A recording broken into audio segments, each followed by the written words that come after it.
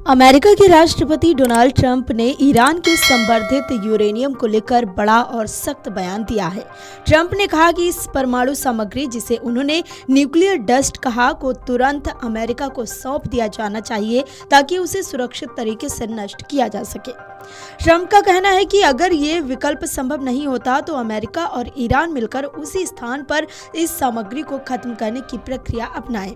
Trump के मुताबिक इस पूरी कार्रवाई की निगरानी किसी अंतर्राष्ट्रीय परमाणु एजेंसी जैसे एटॉमिक एनर्जी कमीशन या उससे मिलती जुलती संस्था की मौजूदगी में होनी चाहिए। उन्होंने जोर देकर कहा कि प्रक्रिया पूरी तरह पारदर्शी और अंतर्राष्ट्रीय नियमों के अनुरूप होनी चाहिए ताकि दुनिया को ये भरोसा मिल सके कि इस संवर्धित यूरेनियम का उपयोग परमाणु हथियार बनाने में नहीं किया जाएगा। ट्रंप ने कहा कि वैश्विक सुरक्षा और शांति बनाए रखने के लिए परमाणु गतिविधियों पर कड़ी निगरानी बेहद जरूरी है। हालांकि ट्रंप के इस बयान के बाद अंतर्राष्ट्रीय स्तर पर ईरान के परमाणु कार्यक्रम को लेकर चर्चाएं तेज हो गई हैं, जिसका इस्तेमाल परमाणु ऊर्जा बनाने के साथ साथ परमाणु बम तैयार करने में भी किया जा सकता है। इसी वजह से अमेरिका और पश्चिमी देशों को लंबे समय से ईरान के परमाणु कार्यक्रम पर चिंता रही है।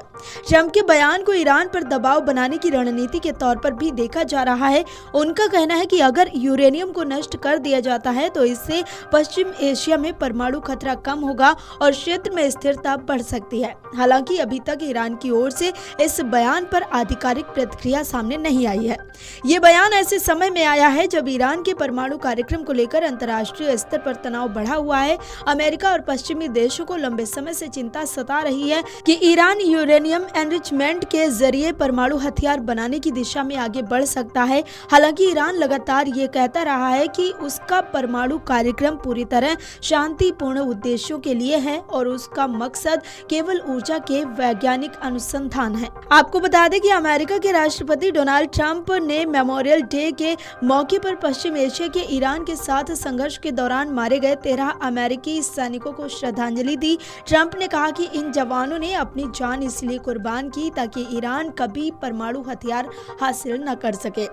उन्होंने दोहराया कि ईरान को कभी भी परमाणु हथियार नहीं मिलेगा।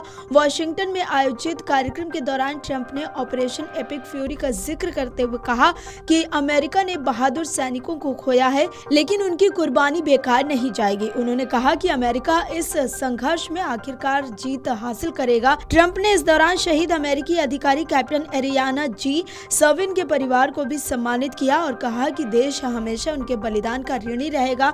उन्होंने दावा किया कि हाल के संघर्षों में अमेरिका ने कई बड़ी सैन्य सफलताएं हासिल की हैं। Video desk amarujala.com। अगर आप ये वीडियो YouTube पर देख रहे हैं तो हमारे चैनल को सब्सक्राइब कर बेल आइकन दबाएं और Facebook पर देख रहे हैं तो हमारे पेज को लाइक करें।